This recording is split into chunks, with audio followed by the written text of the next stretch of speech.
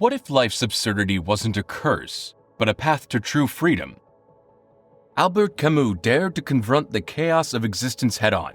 He asked, why do we strive for meaning in a world that offers none? The result was The Myth of Sisyphus, a revolutionary essay that reveals how we can embrace the absurdity of life and find happiness not by escaping its meaningless, but by confronting it. By the end of this video, you'll discover how Camus' philosophy of absurdism can help you live freely, authentically, and joyfully, even in the face of life's ultimate uncertainty. Albert Camus was a product of his time, a philosopher shaped by the chaos and uncertainty of the 20th century. Absurdism, at the heart of his philosophy, is the idea that there is a fundamental disconnect between humanity's deep desire for meaning and the universe's indifference to our search. Camus explored this tension and gave it a name: the absurd. He began writing The Myth of Sisyphus during World War II, a period marked by violence, destruction, and a profound sense of loss. But Camus' work isn't about surrendering to despair, it's about standing up to it. At its core, Camus' philosophy is an act of defiance against life's inherent meaninglessness. He acknowledged the human longing for purpose in a silent, indifferent universe, and called this tension the absurd. Instead of despairing, Camus turned the absurd into a rallying cry, to live boldly, to rebel against hopelessness, and to craft our own meaning in the face of nothingness. To grasp absurdism, we first need to understand Camus' concept of the absurd. He described it as the collision between two forces: humanity's relentless desire to find meaning and the universe's persistent indifference. We chase answers through religion, science, art, or relationships, but the universe remains silent. Camus famously wrote, "The absurd is born of this confrontation between the human need and the unreasonable silence of the world." Importantly, Camus didn't argue that the universe is absurd by itself, nor did he say humans are inherently absurd. The absurd arises in the interaction between the two, the clash of our insatiable questioning against the cosmos that offers no definitive answers. This realization leaves us with a choice: to reject the absurd by grasping at comforting illusions, or to face it, fully aware of its implications. To bring his ideas to life, Camus turned to mythology, choosing the tale of Sisyphus. In the Greek myth, Sisyphus is condemned by the gods to an eternity of rolling a massive boulder up a hill, only to have it tumble back down every time he reaches the summit. This endless cycle of effort and futility serves as a striking metaphor for the human condition. Like Sisyphus, we move through life caught in routines, chasing goals, and striving for success, all while knowing everything we achieve will one day fade away. We wake up, work, eat, and sleep only to do it all over again. The absurdity of Sisyphus's endless task reflects on our own existence, but Albert Camus didn't see this as a reason to despair. Instead, he saw it as an opportunity to embrace life. Camus asks us to imagine Sisyphus happy. Why? Because by accepting his struggle, Sisyphus turns his punishment into an act of rebellion. He owns his fate and becomes its master, transforming his endless toil into a deliberate choice. This leads us to Camus' fundamental question: is life worth living? In The Myth of Sisyphus, Camus argues that this is the only question that truly matters. If life has no inherent meaning, why continue living? He explored two forms of escape: physical and philosophical suicide. Physical suicide, the act of ending one's life, is an attempt to reject the absurd by escaping it entirely. Philosophical suicide, however, is subtler. It involves clinging to comforting beliefs or ideologies, religious faith, rigid morality, or any system that pretends to provide ultimate answers. Camus called these leaps of faith, ways of imposing meaning where none exists. Camus rejects both forms of suicide. Instead, he proposes revolt as the answer. This revolt isn't about overthrowing systems or institutions. but about an inner defiance. It's the refusal to surrender to despair or comforting illusions. To revolt means to live fully aware of life's absurdity without trying to escape or justify it. Camus wrote, "By the mere activity of consciousness, I transform into a rule of life what was an invitation to death."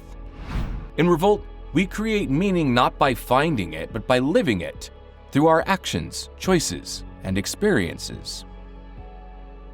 This inner revolt naturally leads to freedom, another cornerstone of Camus' philosophy.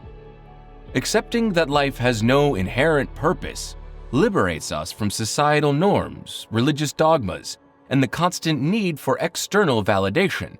It frees us to define our own values and live authentically. Camus called this freedom the ultimate act of rebellion. He wrote, "The only way to deal with an unfree world is to become so absolutely free that your very existence is an act of rebellion." But freedom alone isn't enough. That's why Camus emphasized passion as the third pillar of absurdism.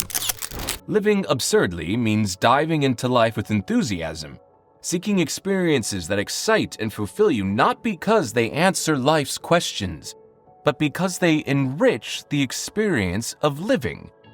Camus' absurd hero doesn't ask why live, but instead, why not? The focus shifts from finding meaning to embracing life itself.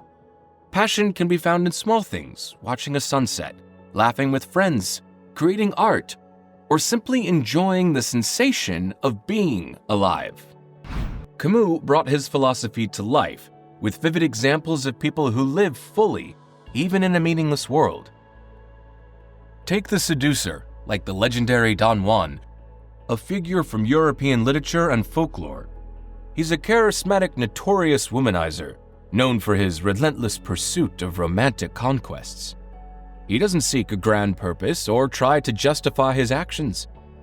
Instead, he focuses on the fleeting joy of each romantic encounter. For him, every moment is enough, and he lives entirely in the present, savoring life as it comes. Then there's the actor. Unlike writers or filmmakers, a stage actor knows their work won't last forever. Their performances exist only for the audiences in that moment, disappearing as soon as the curtain falls. But this impermanence gives their art a unique power. By embracing the temporary nature of their craft, actors immerse themselves fully in the now, turning every show into a celebration of life's fleeting beauty. Lastly, Camus talks about the Conqueror. This person isn't driven by the hope of lasting glory or eternal achievements. Instead, they fight for the thrill of the struggle itself. For the Conqueror, the meaning of life isn't found at the finish line, but in the act of striving. The effort, the challenges, and the persistence are what make life worth living. These examples show that living the absurd life doesn't mean rejecting experiences or falling into despair.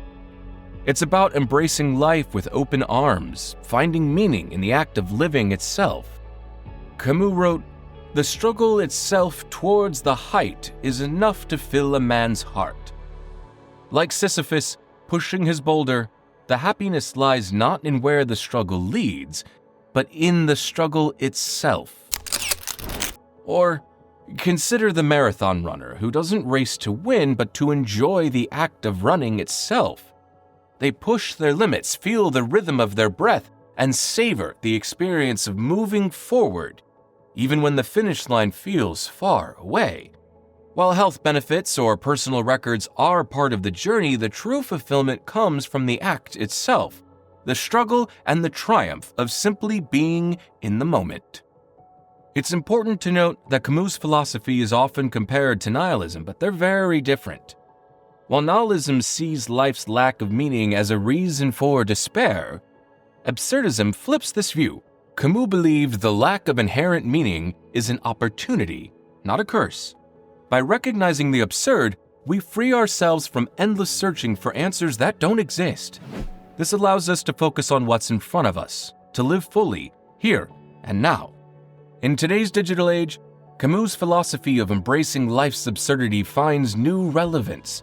especially in our interactions with social media.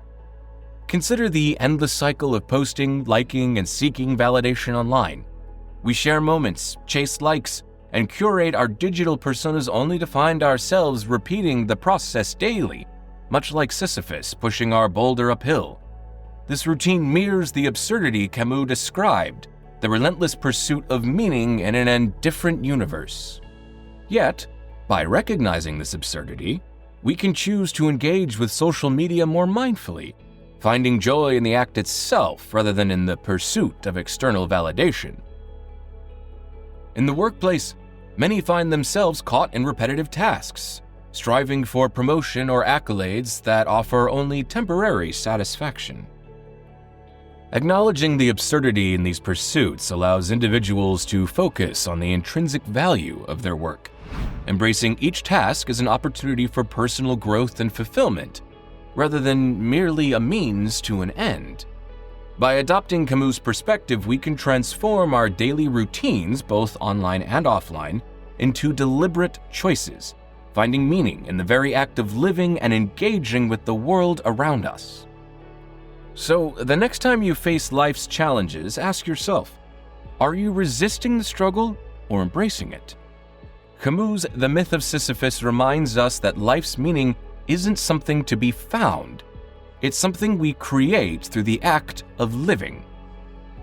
If this philosophy resonates with you, don't forget to like this video and subscribe to our channel for more explorations of the beauty of the human condition.